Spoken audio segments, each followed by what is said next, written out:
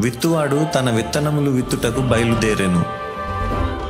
అతడు విత్తుచుండగా కొన్ని విత్తనములు త్రోవ ప్రక్కను పడి త్రొక్కబడెను గనుక ఆకాశ పక్షులు వాటిని మృంగివేసెను.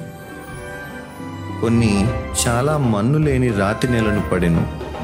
అక్కడ మన్ను లోతుగా ఉండనందున అవి వెంటనే మొలిచెను గాని సూర్యుడు ఉదయించినప్పుడు అవి మాడి వేరు లేనందున ఎండిపోయెను.